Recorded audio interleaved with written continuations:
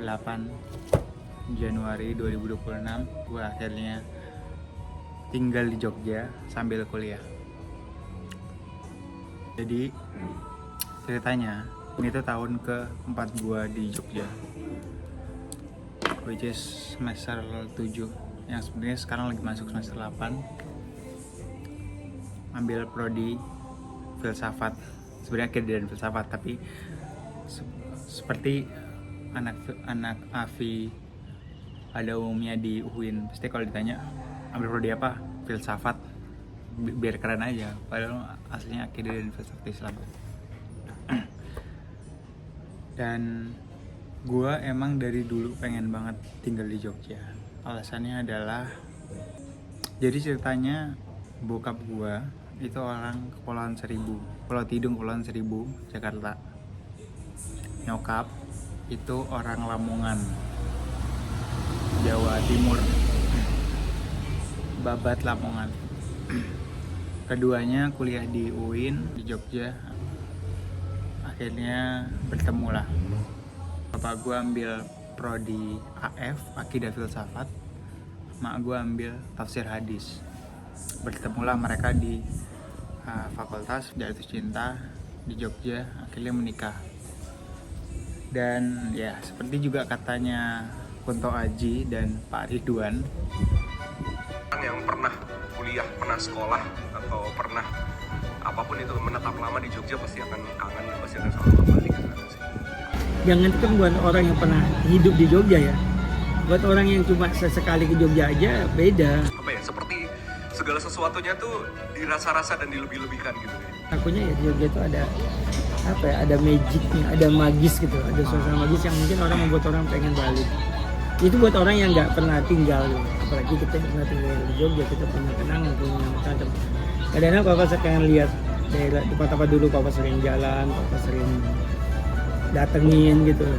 Kayak YN itu kan udah nggak ada lagi yang dulu Yang seperti yang papa bayangkan dulu. Ya, bahwa orang kalau udah pernah ke Jogja atau tinggal beberapa tahun di Jogja, seperti juga ibu gue dan bapak gue yang bertahun-tahun mereka jatuh cinta di Jogja, itu pasti akan selalu kembali ke Jogja.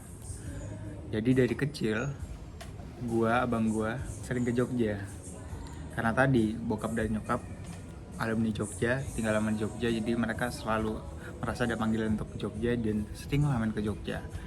Dari kalau lu inget alun-alun utara, gue masih ingat banget waktu gue masih kecil, alun-alun utara sebelahnya kan ada masjid, ke arah 0 km ada Museum Sano Budoyo. Dulu itu masih dibuka, sekarang kan udah dipagerin. Dulu kami sering ke sana, ke masjid juga, dan dulu di sekitaran masjid itu banyak penjual gantungan kunci. Itu kalau nggak salah gue masih SD, kami dulu sering ke sana. Dan dulu kalau ingat sebelum 2020-an, Malioboro tuh kan sepanjang jalan Malioboro itu kan full dengan pedagang kan. Pedagang ngemper di sepanjang Malioboro, jadi penuh banget setiap ke Malioboro.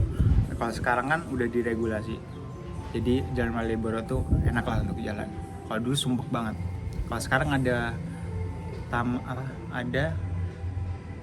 teras Malioboro 1, teras Malioboro 2 yang which is lagi udah tutup, dan teras Malioboro baru. Dari zaman itu terus gue SMP, waktu SMP gue juga rihlahnya ke sana, ke Jogja. Nah, waktu gue SMP kelas 9 2019 berarti, itu masih banyak ngemperan tuh di sepanjang jalan Malioboro. Jadi gue cukup lama mengenal jalan Malioboro, itu jalan yang ramai sekali. Sampai gue akhirnya ke Jogja untuk pertama kali akhir Juli 2022 atau awal Agustus 2022. Gue mulai stay di Jogja, mulai tinggal hidup di Jogja. Itu tuh kalau nggak salah udah nggak ada emperan lagi, udah ada regulasi baru dari Kesultanan kalau nggak salah. Karena alasan itulah kayaknya gue, karena sering dibawa ke Jogja, Dan dulu gua sering nemenin abang gua setiap ke Jogja bareng nyokap bokap. Kita sering gue sering nemenin dia beli cerutu di Jalan Malioboro. Tengah-tengah Jalan Malioboro itu kalau nggak salah ada toko kecil agak kunoan dikit yang jual cerutu batangan. Kadang-kadang abang gue beli di sana. Zaman gue SMP SMA lah, gue lupa. Karena keluarga kami sering sekali ke Jogja, gue tuh kayaknya pengen deh kuliah di Jogja, kayaknya pengen deh menetap di Jogja, pengen tinggal di Jogja. Akhirnya gue kuliah di Jogja. Sebenarnya akhirnya gue tinggal di Jogja sambil kuliah. Itu sebenarnya diksi yang lebih gue suka ketimbang kuliah di Jogja. Gue lebih suka hidup di Jogja sambil kuliah. Jadi waktu gue daftar di UIN, gue juga nggak tahu. Jadi gue tahu keterima di UIN itu seminggu setelah pengumuman, which is hari terakhir untuk ngasih data. Kalau lu nggak ngasih data, sistem otomatis masukin lu ke UKT nominal paling tinggi lah bayaran. Nah, gue tahu bahwa gue keterima di UIN adalah H+6 atau H+7 setelah dinyatakan lolos UIN. Kalau diingat-ingat dulu tuh, jadi itu 2022 gue masih tour perdana gue, namanya Pesantren, 100 orang yang nonton. Dan waktu itu gue nggak tahu mau kuliah di mana, dan gue kayak udah yang penting Jogja aja. Waktu itu sebenarnya gue lagi daftar UIM, Universitas Islam Madinah, ngurus paspor dan lain-lain bareng 8 orang lainnya yang sebenarnya semuanya gagal kecuali 1 orang, Faris Sofwan Haidar. Dan rekaman ini di tag Jazil sekarang lagi ada di Depok, pulang dari Malaysia karena dia harus lanjut ke Madinah. Jadi totalnya 2, meskipun Jazil harus nunggu beberapa tahun. Dan menurut gue beberapa tahun yang cukup worth it nunggu Madinah sambil beasiswa di Malaysia ya. Hitung-hitung jalan-jalan dan cari pengalaman luar negeri, siapa yang gak mau nunggu kuliah di Madinah sambil di Malaysia. By the way, gue lagi nyusun ke UIM. Pokoknya long story, semuanya kami semua gagal kecuali Faris Sofwan sekarang bersama Jazil. Dan gue waktu itu nggak tahu mau kuliah di mana, tapi akhirnya gue ngambil UIN untuk cadangan sebenarnya. Untuk cadangan, terus gue tinggal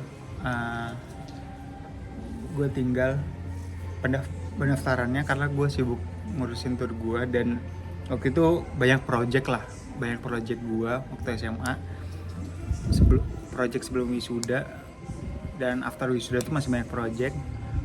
Jadi gue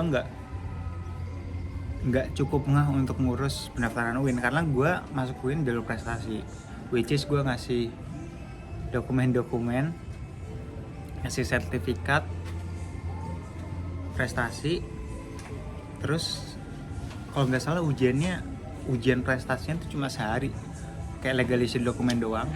Jadi nggak ujian kayak orang-orang. Jadi gue cuma ngasih prestasi dan gue tinggal. Jadi gue nggak tahu, gue nggak ngikutin karena emang dari awal gue naruh UIN ya cadangan aja nih, siapa tahu lolos ini, masukin lewat prestasi.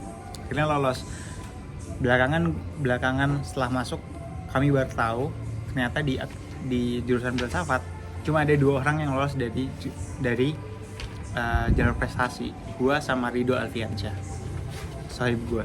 Ridho Alfiansyah orang Klaten. Di antara gue sibuk tour dan ngurus project, di antara sebelum gue ngurus project dan keterima UIN itu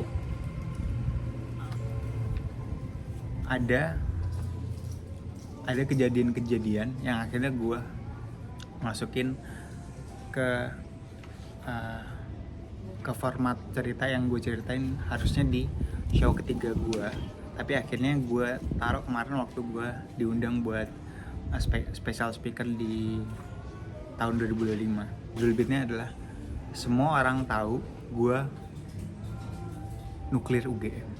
Jadi ceritanya, lu tau gak sih kalau beberapa SMA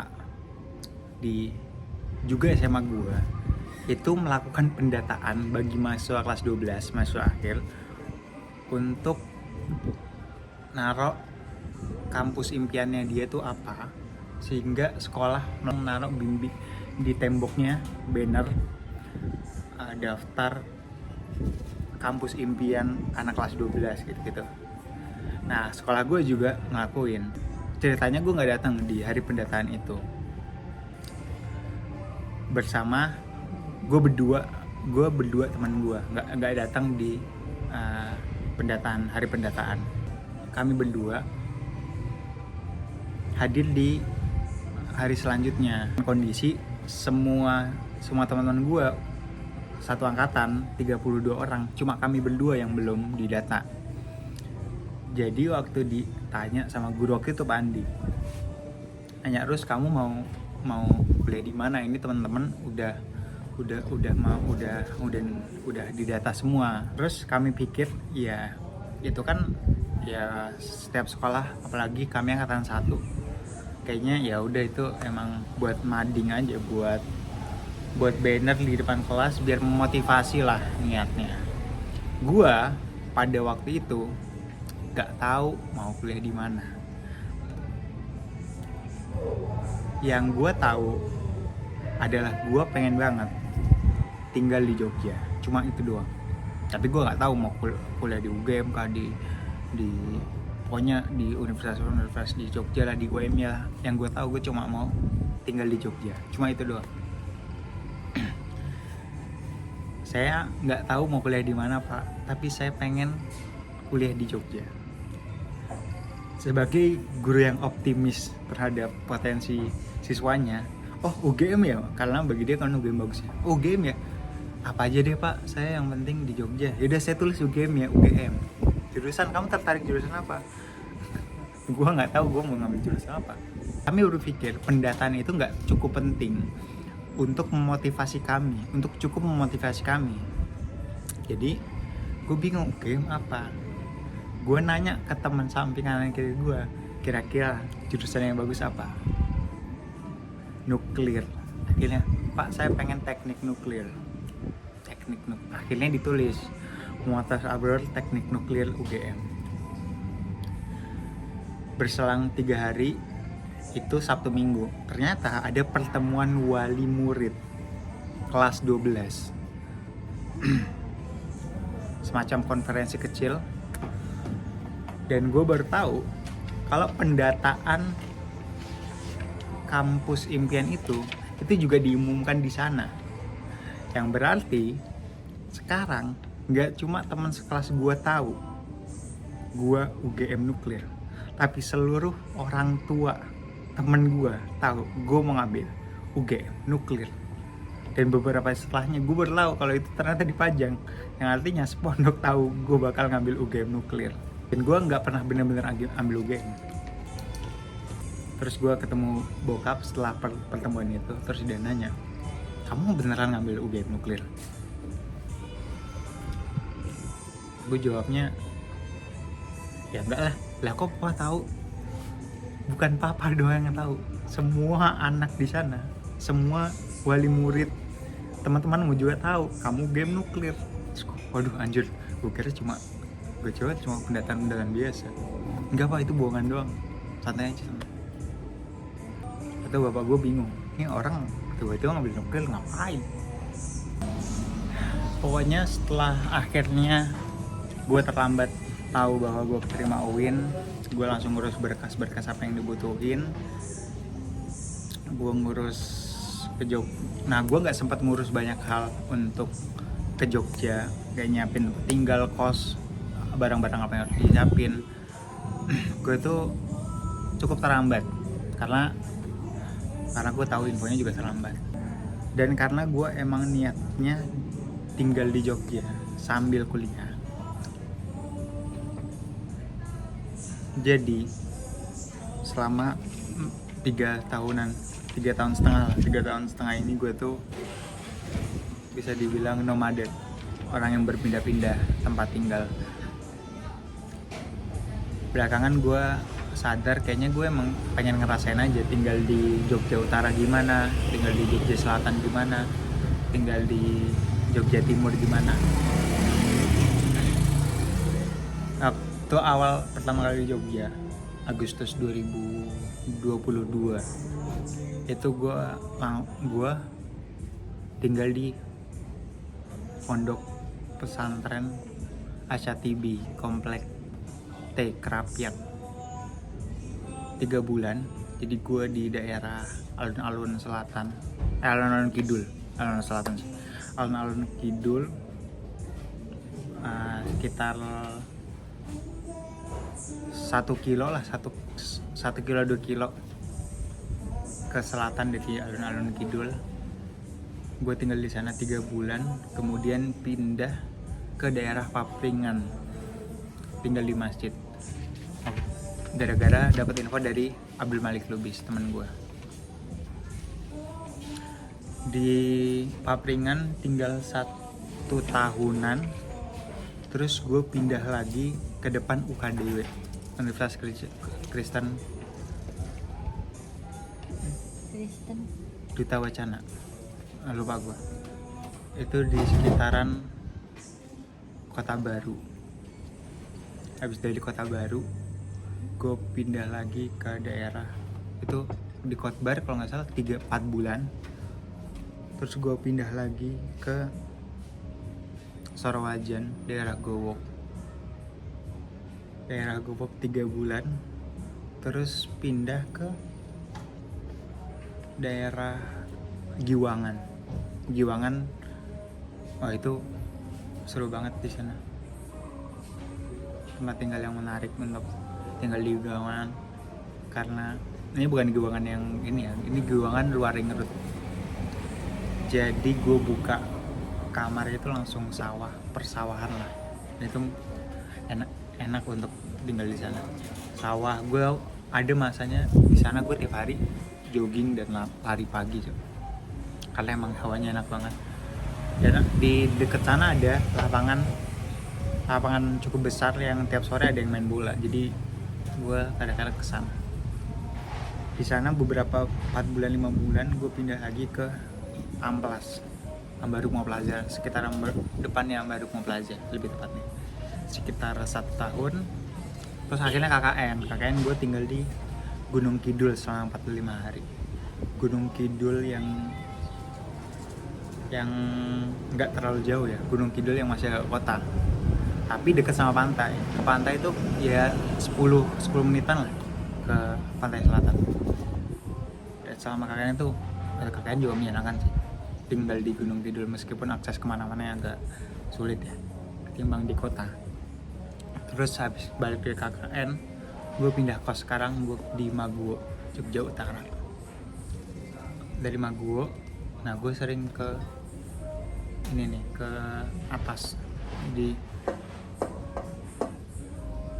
karena gue pengen tinggal di Jogja juga. Akhirnya kayaknya seru untuk nyobain tinggal di beberapa daerah, di beberapa wilayah di Jogja. Gitulah kira-kira.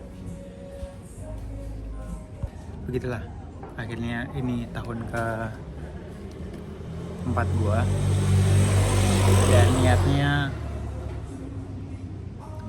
ya gue pengennya lulus tahun ini sih. Bisa lah semester ini.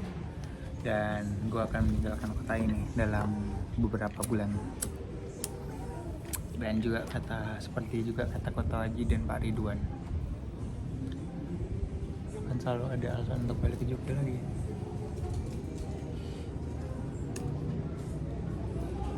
Kota ini menyenangkan, meskipun beberapa kali gue lebih kadang prefer kota Solo ya. Cuma ya akhirnya kesampaian untuk tinggal lama di Jogja, dan part of life yang menyenangkan, yang kadang ada sedihnya juga, yang kadang ada senangnya juga. Tapi menurut gue satu lagu yang bisa menggambarin ini adalah lagunya Salvadi, Malang Swantai Sayang tapi versi Jogja. Anjay.